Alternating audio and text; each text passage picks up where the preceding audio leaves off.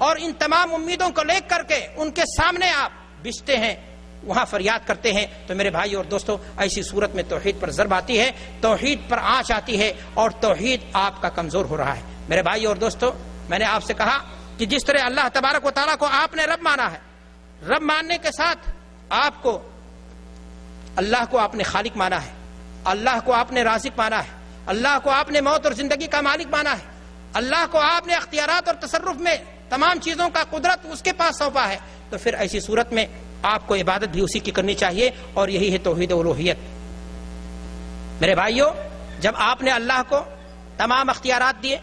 تو عبادت کی جب بات آئی تو عبادت کی تمام قسمیں، چاہے وہ سجدہ ہو، چاہے وہ قیام ہو،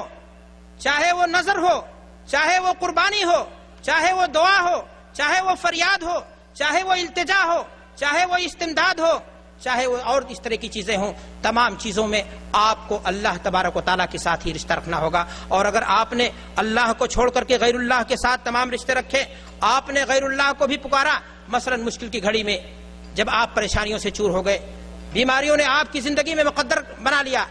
آپ مشکلات اور پریشانی کے وقت آپ نے اللہ کو پکارنے کے ساتھ آپ نے غیر اللہ کی فریاد اور دعائی دی، غیر اللہ کو بھی آپ نے پکارا، غیر اللہ کو بھی آپ نے مدد کے لیے التجا کے لیے آپ نے پکارا، تو ایسی صورت میں میرے بھائی اور دوستو آپ نے شرک کا گناہ کیا۔ اللہ تبارک و تعالیٰ قرآن مجید کے اندر ارشاد فرماتا ہے، اَمَّن يُجِيبُ الْمُضْطَرَّ إِذَا دَعَاهُ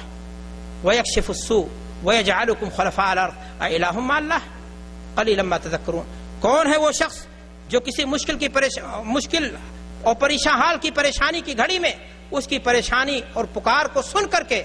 اس کی پریشانی کو کیا کرتا ہے؟ دور کر دیتا ہے۔ اللہ کے علاوہ کوئی اور طاقت نہیں ہے۔ اگر آپ نے بیماری کے لیے شفا کی بھیک جا کر کے کہیں اور مانگی، آپ نے نوکری اور چاکری کی بھیک کہیں اور مانگی، آپ نے قسمت کے بنانے اور بگاڑنے کا سوال کہیں اور کیا، التجا استمداد فریاد آپ نے کہیں اور جا کر کے کی، آپ نے کہیں کی خاک کو شفا سمجھا، کہیں جا کر کے آپ نے منتیں لگائیں، کہیں کسی کے نام پر آپ نے قربانیاں کی، تو یاد رکھیں کہ آپ 5 وقتہ نماز پڑھتے ہوئے، روزہ رکھتے ہوئے آپ نے شرک کا گناہ کیا اور آپ نے ایسی صورت میں اللہ کو ناراض کر دیا۔ میرے بھائی اور دوستو، قرآن مجید میں اللہ تبارک و تعالیٰ ارشاد فرماتا ہے، قل ان صلاتي ونسكي ومحياي ومماتي لله رب العالمین۔ اے نبی اعلان کر دیجئے، ان لوگوں کو بتا دیجئے، نبی کے ذریعہ امت اسلام کو یہ پیسج دیا جا رہا ہے، ان صلاتي ونسكي، میری نماز میری قربانی، للہ رب العالمین، قربانی اللہ کے لیے ہوگی، نظر اللہ کے لیے ہوگی، نماز اللہ کے لیے ہوگی۔ قل ان صلاتي ونسكي ومحياي ومماتي، جینا اور مرنا اللہ کے لیے ہوگا، للہ رب العالمین۔ میرے بھائی اور دوستو، اگر کہیں بھی اس معاملے میں کوئی غلطی کی گئی تو پھر ایسی صورت میں توحید میں فرق آئے گا اور ایسی صورت میں آپ کا عقیدہ مجروح ہو جائے گا۔ میرے بھائی اور دوستو، توحید کی تیسری قسم ہے توحید اسماء اور صفات۔ توحید اسماء اور صفات یہ 2 قسموں پر مشتمل ہے۔ ایک ہے تو اسماء، جو اسم کی جمع ہے، جس کے معنی ہوتے ہیں نام۔ اللہ تبارک و تعالیٰ نے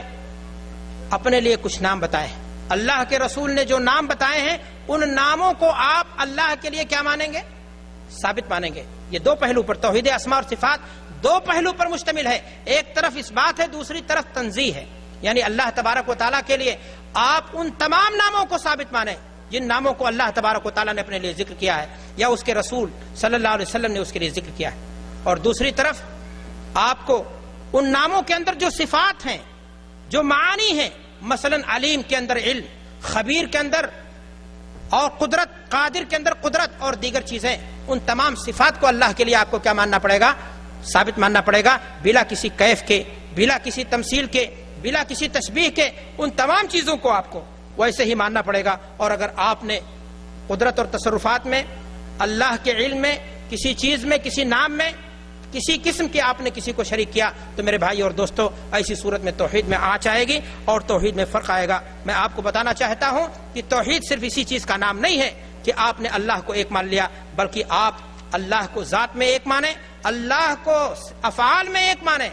اللہ کو عبادت میں ایک مانیں، اللہ کو اسماء اور صفات میں ایک مانیں، تمام چیزوں میں آپ اس کو بے مثل مانیں گے تو پھر جا کر کے آپ کی توحید مکمل ہوگی، اور ایسی صورت میں آپ کے لیے اللہ تبارک و تعالیٰ نے جنت کی بشارت دی ہے۔ اس کے رسول جناب محمد رسول اللہ صلی اللہ علیہ وسلم نے آپ کے لیے شفاعت کا وعدہ کیا ہے۔ میرے بھائی اور دوستو، اتنی باتیں آپ کے سامنے بیان کرنے کے بعد میں آپ کے سامنے کچھ باتیں اور کرنا چاہتا ہوں کہ سوال اس بات کا ہے کہ مشرکین مکہ کیا وہ لوگ توحید ربوبیت کو نہیں مانتے تھے؟ توحید کے قائل نہیں تھے؟ کیا وہ لوگ مشرک تھے؟ اور اللہ کے رسول صلی اللہ علیہ وسلم نے ان سے لڑائیاں لڑی تو وجہ کیا تھی؟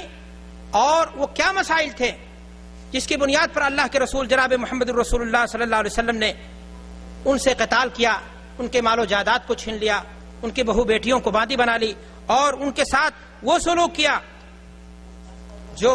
ایک کافر کے ساتھ کیا جاتا ہے؟ میرے بھائی اور دوستو، اگر قرآن مجید کا آپ مطالعہ کریں گے تو پتہ یہ چلے گا کہ مشرکین مکہ اللہ تبارک و تعالیٰ کو خالق مانتے تھے، مشرکین مکہ اللہ تبارک و تعالیٰ کو رازق مانتے تھے۔ قرآن مجید میں اللہ تبارک و تعالیٰ ارشاد فرماتا ہے وَلَئِن سَأَلْتَهُم مَّن خَلَقَهُمْ لَيَقُولُونَ اللَّهُ، کہ اے نبی آپ ان سے پوچھو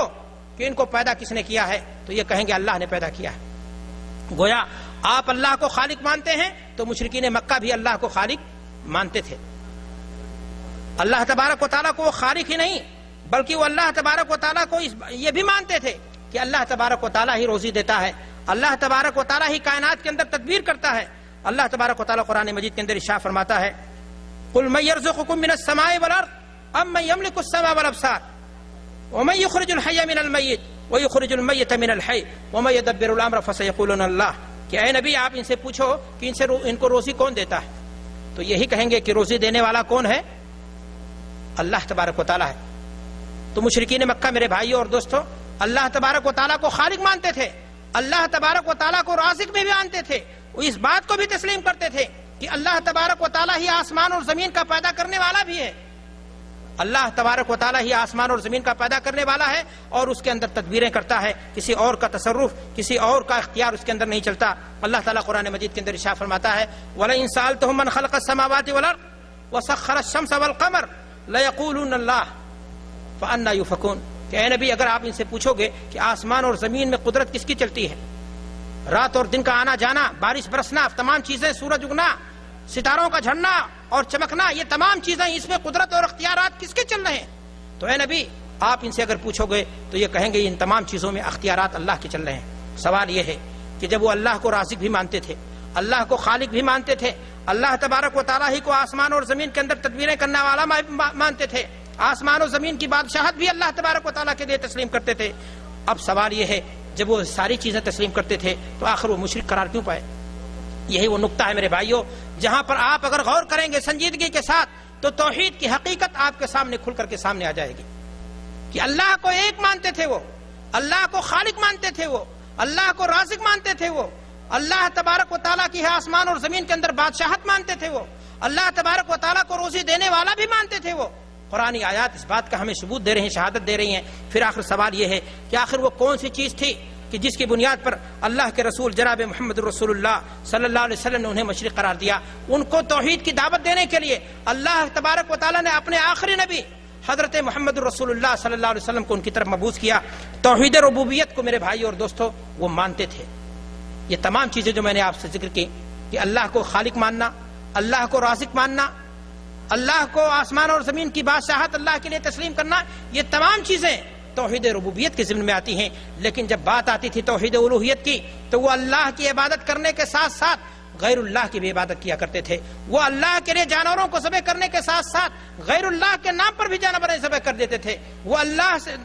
سے مرادیں مانگنے کے ساتھ ساتھ وہ غیر اللہ سے بھی مرادیں مانگتے تھے، اور یہی وہ گناہ تھا جن کی بنیاد پر اللہ تبارک و تعالیٰ نے انہیں مشرک قرار دیا، اور ان کی ہدایت کے لیے انہیں توحید کا معنی اور مفہوم سمجھانے کے لیے اللہ تبارک و تعالیٰ کو اپنے آخری نبی حضرت محمد الرسول اللہ صلی اللہ علیہ وسلم کو مبعوث کرنا پڑا۔ قرآن مجید کا مطالعہ کیجئے، اللہ تبارک و تعالیٰ ارشاد فرماتا ہے وَيَعْبُدُونَ مِن دُونِ اللَّهِ مَا لَا يَضُرُّهُمْ وَلَا يَنفَعُهُمْ، کہ وہ اللہ کے علاوہ کو چھوڑ کر کے عبادت کرتے تھے ایسے لوگوں کی جو ان کو نہ نفع دیتے تھے، نہ نفع پہنچا سکتے تھے، نہ نقصان پہنچاتے تھے۔ وَيَقُولُونَ هَؤُلَاءِ شُفَعَاؤُنَا عِندَ اللَّهِ، کیا کہتے تھے یہ لوگ قیامت کے دن اللہ سے ہمارے لیے شفارسی بن جائیں گے، اللہ سے ہمارے گناہوں کی شفاعت کے لیے اللہ سے ہمارے لیے کیا بن جائیں گے؟ شفارسی بن جائیں گے۔ اور کیا ہوتا تھا ان کے بارے میں؟ اللہ فرماتا وَيَقُولُونَ هَؤُلَاءِ شُفَعَاؤُنَا عِندَ اللَّهِ قُلْ أَتُنَبِّئُونَ اللَّهَ بما لا يعلم في السماوات ولا في الارض سبحانه وتعالى عما يشركون۔ تو میرے بھائی اور دوستو آپ نے غور کیا کہ مشرکین مکہ تمام وہ چیزیں جو آج کے دور کا کلمہ گو مسلمان کر رہا ہے، اکثریت مسلمانوں کی، ان تمام چیزوں کے وہ قائل تھے۔ لیکن معاملہ کیا تھا، پریشانی کیا تھی، ان کے ہاں کمی کہاں تھی، غلطی کیا تھی؟ وہ جیسا کہ میں نے آپ سے کہا کہ مشکل کی گھڑی میں اپنی حاجت روائی کے لیے، مشکل کشائی کے لیے وہ اپنے بزرگوں کو